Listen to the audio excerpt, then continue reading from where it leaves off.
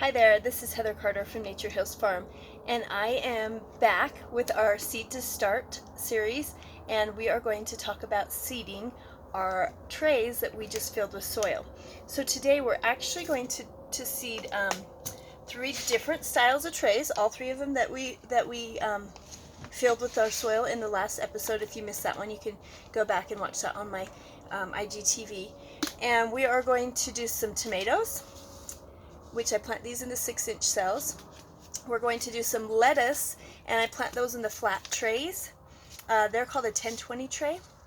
And then some zinnias, which are my favorite flowers, and these are really good actually to seed directly in the after the last frost. You can just take your seeds out and put it right in the ground, but I love these so much. I want them to have a head start, and I'm going to plant these in my 4-inch cells because I can plant several seeds in them at a time and get the same effect as my flowers back here that I've actually planted in trays. So let's get started. I want to show you, here is my 6-inch cells, and I'm going to move down really close so you can see what I'm doing here. So I'm going to take, you can see my cells here, my little pots we'll call them, but these are my the smaller size, and they're 6-pack. And so you can, I get 60 plants out of here, and then what I like to do is go ahead and just put more than one seed per cell. And I literally pour these in my hand, I pick them up, and I drop them down.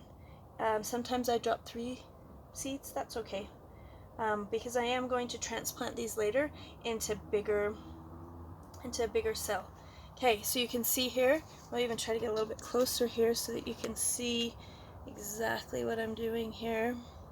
Alright, so now I'm just going to come down over the top of each seed, and about 1/4 of an inch, eighth of an inch to 1/4 of an inch of soil, and I'm just going to cover the seed, which will help with germination, but it will also help so the seed does not get washed out when I water this.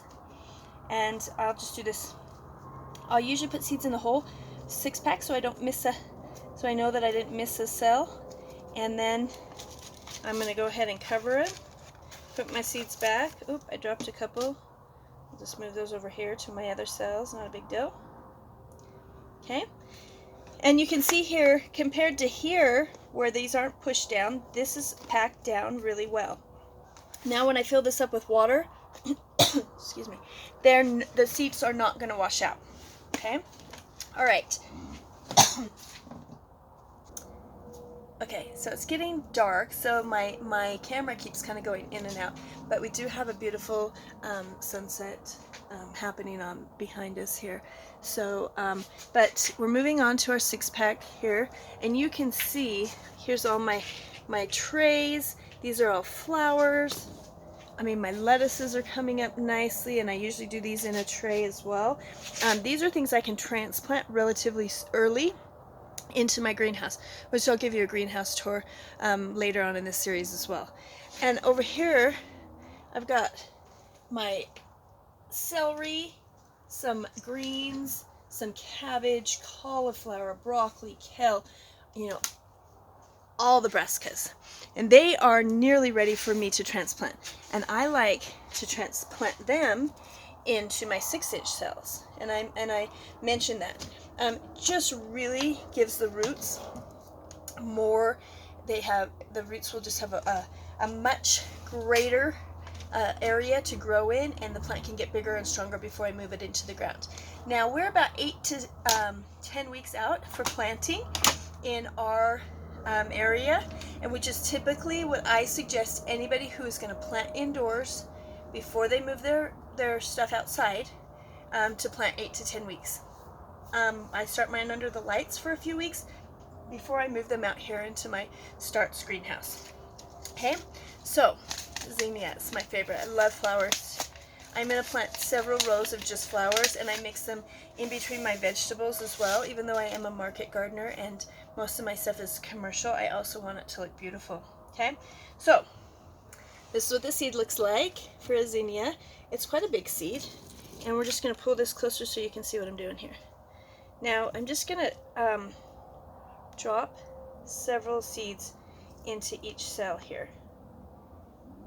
And I have several packets of these, but you can see, I mean, there's a lot of seeds in one packet.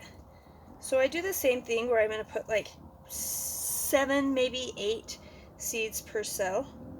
And now that they're in there, I have one of two options. I can just kind of dig them down, but since these can have, and if you ever have a question, you can just kind of look on the back of your seed packet, it will tell you. But these can have about a 1/2 inch of soil over the top of them. So I take my little can, and I'm just gonna put a little bit of soil over the top of these seeds. They're a bigger seed, they're not a little tiny seed, and because they're not a small seed, it's not going to matter so much if you cover it with a little bit too much soil. I mean, there's a little room for error there. Okay, so now same thing. I'm just pushing this down, and this is fast. This moves fast. This is meditative, therapeutic. You know, you just get out in your greenhouse or your garden, or I mean, I do this inside when it's too cold. So I've set up a little table. You've probably seen that in some of my pictures, and I'll sit and seed inside. I've done this on my kitchen table. It does create a mess, but if it's too cold to be outside, you can improvise and do it inside. If you don't have a Starts greenhouse like I do, you know, you move it, keep it in a sunny window until it gets big enough to move outside. You always have to harden plants off, and we'll talk about that a little bit later in this series. But okay, so now I have just push down all my soil. I'm going to give you the close-up. You can see just they look good. The soil's nice and compact, and